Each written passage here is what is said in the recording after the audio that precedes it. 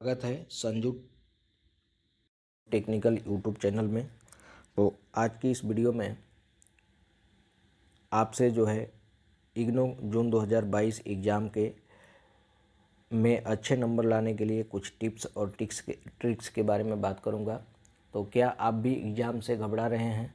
तो आइए जानते हैं कुछ सिंपल ट्रिक्स के बारे में जो आपको अच्छे नंबर दिलाने में मदद करेगा। दोस्तों, यदि आप चैनल पे नए हो तो चैनल को जो है सब्सक्राइब और शेयर करना ना भूलें तथा बेल आइकन को भी दबा लें, जिससे इग्नो से रिलेटेड जो भी नए अपडेट हो आपको जो है समय से मिलते रहें। तो आइए वीडियो स्टार्ट करते हैं। तो दोस्तों, इग्नो जून 2022 परीक्षा की तैयारी के टिप्स, जिसमें आप जो है 99% नंबर ला सकते हैं। तो आइए इन टिप्स को समझते हैं। सबसे पहला जो टिप्स है वो एग्ज़ाम देने से पहले अपने कोर्स को अच्छे तरह से अंडरस्टैंड कर लेना चाहिए। तो एग्ज़ाम से पहले जो है आपका कोर्स क्या है उसको जो है अच्छी तरह से समझ लेना चाहिए। दूसरा जो टिप्स है, पिछले वर्ष के प्रश्न को हल करें। आपको जो है प्रीवियस ईयर क्वेश्चन पेपर जो है आपको इग्नो के ऑफिशियल वेबसाइट से डाउनलोड कर लेना चाहिए। कम से कम 5 साल का क्वेश्चन पेपर जो है आपको डाउनलोड कर लेना चाहिए। करने के बाद आपको जो है उसका एक आंसर शीट बनाना चाहिए। एक आंसर के लिए एक नोटबुक बनाना चाहिए और उस नोटबुक पे जो भी आप आंसर लिखते हैं वो लिखते जाइए, क्वेश्चन के साथ आंसर भी। तो यह जो है आपको इग्नो के एग्ज़ाम में काफ़ी मदद करेगा।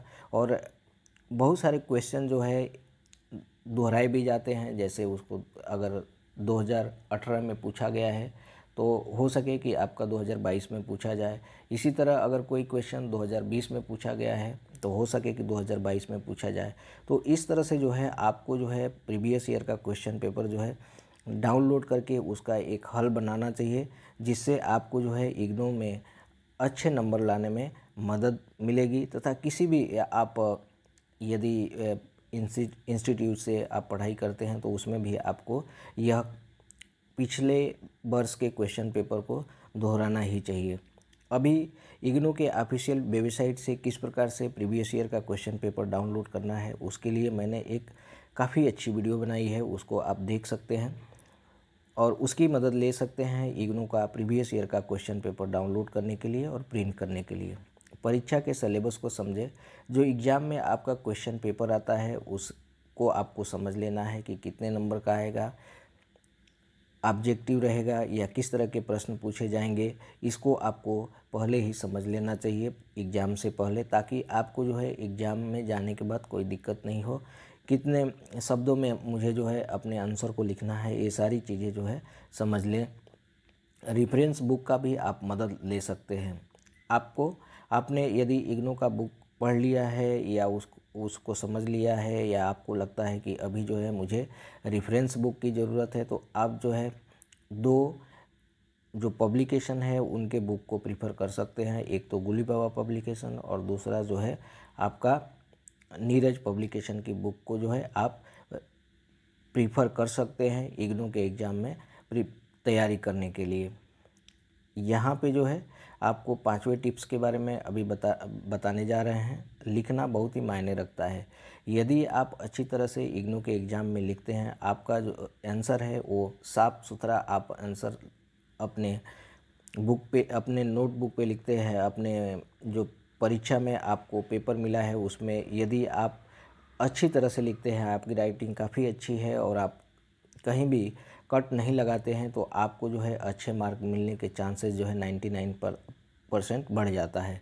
तो आप जो भी लिखें उसको साफ़ सुथरा लिखें, कहीं भी कट मार्क ना लगाएं, कहीं भी पेन का जो दाग है वो ना लगाएं, तो आपको जो है अच्छे नंबर इग्नो के द्वारा मिल सकता है। यूज प्रॉपर पेन, आप जो है वही पेन यूज करें। जब इग्नो में आप एग्ज़ाम दे रहे हैं तो वही पेन यूज कीजिए जिस पेन से आप कंफर्टेबल हैं। ऐसा नहीं कि कोई अच्छी पेन लाए और उसके साथ आप कंफर्टेबल नहीं हैं तो उस पेन का आप यूज ना कीजिए, और हमेशा जो है ब्लू और ब्लैक पेन का यूज करें इग्नो के एग्ज़ाम का आंसर लिखने के लिए। उस प्रश्न पर ध्यान दें जो आप पूरी तरह से जानते हैं। दोस्तों, आपको जैसे ही क्वेश्चन पेपर मिलता है, आप जो है क्वेश्चन पेपर पढ़ लें, सभी क्वेश्चन पेपर को पढ़ लें और उसमें से देख लें कि आपको जो है कौन से क्वेश्चन जो है पहले आ रहे हैं या आपको अच्छी तरह से आ रहे हैं। उस क्वेश्चन का आंसर जो है आपको पहले लिखना है। उसी तरह आपको यदि आप डायग्राम बनाने की आवश्यकता है, आपके आंसर शीट में कहीं भी ऐसा आपको लगता है कि यहाँ जो है डायग्राम बनाना चाहिए, तो आप जो है डायग्राम बनाना ना भूलें। इससे जो है आपका जो नंबर मिलने के चांसेस जो है काफ़ी ज़्यादा बढ़ जाते हैं। यहाँ पे जो 9वां टिप्स दिया गया है वो जो है हेडिंग के लिए बताया गया है कि हेडिंग जो है वो आप अच्छी तरह से डालिए और पॉइंट टू पॉइंट जो है हेडिंग डालिए। जब भी आप किसी क्वेश्चन का आंसर लिखते हैं तो जो भी हेडिंग आती है आप जो है उसको लिखना ना भूलें। हेडिंग डालने से आपको जो है जो एग्जामिनर है, जो आपका आंसर शीट चेक करेंगे, उनको जो है यह मालूम पड़ जाएगा कि यह जो है लड़का काफ़ी अच्छी तैयारी किया है और अच्छी तरह से लिखा भी है। एक एक हेडिंग को आप जो है ऐसा शो कीजिए कि यह जो है हेडिंग है और उस हेडिंग के माध्यम से भी आपको जो है अच्छे नंबर मिल सकते हैं।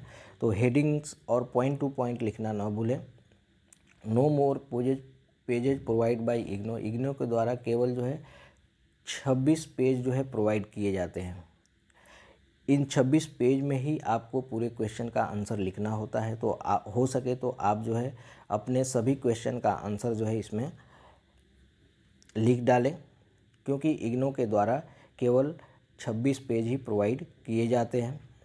यहाँ पे जो है 11वां जो टिप्स है वो ये है कि सभी सवाल का जवाब लिखना चाहिए। अगर आपको 10 क्वेश्चन पूछे गए हैं कि आपको जो है 10 क्वेश्चन करने हैं, तो आपको जो है सभी सवालों के जवाब कम से कम देना ही चाहिए, ऐसा इस टिप्स में बताया गया है।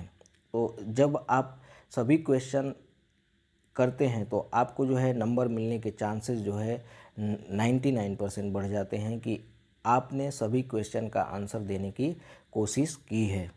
दोस्तों, उम्मीद करता हूँ यह जो टिप्स है और ट्रिक्स है आपको जो है इग्नो के एग्ज़ाम में बहुत ही काम आएगी। तो आप जो है चैनल पे यदि नए हैं तो चैनल को सब्सक्राइब कर लें, बेल आइकन भी दबा लें और कुछ भी कमेंट हो तो आप जो है मुझे कमेंट कर सकते हैं। तो आज के लिए इतना ही, धन्यवाद।